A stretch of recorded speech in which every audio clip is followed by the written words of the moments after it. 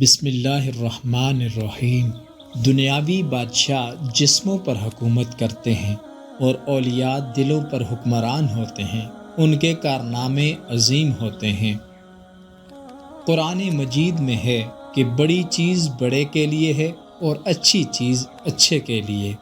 خبیثوں کو انبیاء کی عمدہ نصیحتیں اچھی نہیں لگتی۔ نیک نامی ایک ایسی شے ہے جو نہ مرنے والی ہے۔ اس بندے کے نصیب میں بدبختی ہے جو اپنے پیچھے اپنے بڑے اعمال کو چھوڑ جاتا ہے۔ ایسے بندے کی موت سے جان نہیں چھوٹے گی جو اپنے پیچھے ایسا کام چھوڑ جائے جس سے گناہوں میں اضافہ ہوتا رہے۔ میری ایک بات اپنے ذہن میں رکھو کہ روح کے سمندر میں خود تیرنے کی کوشش فضول اور بیکار ہے۔ روح کے سمندر میں نوح والی کشتی کی ضرورت ہوتی ہے۔ وہ بندہ بخیل ہے جو دعا میں آہوازاری نہیں کرتا۔ اے اللہ، ہمارا مانگنا بھی تیری مہربانی کی وجہ سے ہے، کیونکہ تیری رحمت نہ ہو تو ہم رجوع ہی نہیں کر سکتے۔ اے خدا، روح کو وہ مقام دے جس میں بغیر حرف کے کلام ہوتا ہے، تاکہ پاک روح عالم غیب کے میدان کی جانب سر کے بل جائے۔ سخاوت فقیروں کو اس طرح ڈھونڈتی ہے جیسے حسین لوگ آئینے کو تلاش کرتے ہیں۔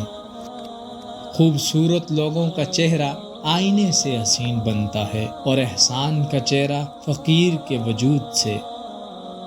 دنیا میں بہت سے انسان ہیں جو اللہ کی عبادت کرتے ہیں کہ ان کو ثواب ملے گا، تو ایسی عبادت چھپی ہوئی گناہگاری ہوتی ہے۔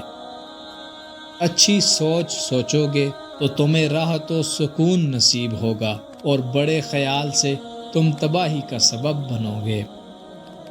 بلی جس گھر میں بچے پیدا کر دے تو سمجھ جاؤ اس گھر میں بہت جلد رزق کی فراوانی ہوگی اور کبھی رزق تنگ نہیں ہوگا۔ اے انسان، تو پانی کی تلاش میں سستی مت کر، کوشش کرتا رہے۔ وہ وقت آ جائے گا کہ تو دیکھ لے گا کہ بہار تیرے دامن میں آ چکی ہے۔ اگر تم اللہ سے رابطہ نہیں کر سکتے تو کسی اللہ والے سے رابطہ کرو، اس کا دامن تھام لو، کیونکہ ولی کو اللہ کے ہاتھ کی دستگیری حاصل ہے۔ گفتگو سے سمجھ بوجھ میں اضافہ ہوتا ہے، لیکن خاموشی اور تنہائی میں رہ کر لوگ عظیم ذہن بنتے ہیں۔